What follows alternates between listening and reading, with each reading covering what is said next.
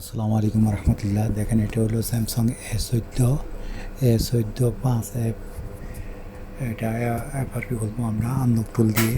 দেখেন প্রথমে ইনফরমেশনটা আমরা দেখতে আসি সেম টুল দিয়া। দেখেন A14 5 অ্যাপ, এটা হলো অ্যান্ড্রয়েড ভার্সন 13। এখন আমরা আনলক টুলে যাব, আনলক স্যামসাংয়ে যাব।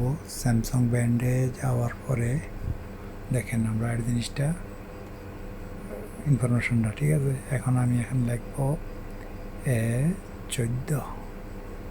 A14 লেখার পরে দেখেন নিচে আসছে A14। দেখেন এটা হলো এমটিকে। এখন আমরা ইডিএল মোডে যাব, ব্রোম অ্যান্ড ইডিএল।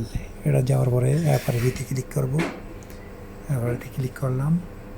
এখন আমরা হলো ভলিউম প্লাস এবং মাইনাস দুটো একসাথে ক্লিক করে ধরে ইউএসবি কেবল লাগালে এমটিকে পোর্ট পাবে, তাহলে কাজটা শুরু হয়ে যাবে। ঠিক আছে, আমরা এখন রেডি করলাম।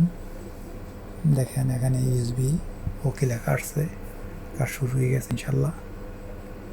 দেখেন কাজ চলতে আছে আলহামদুলিল্লাহ।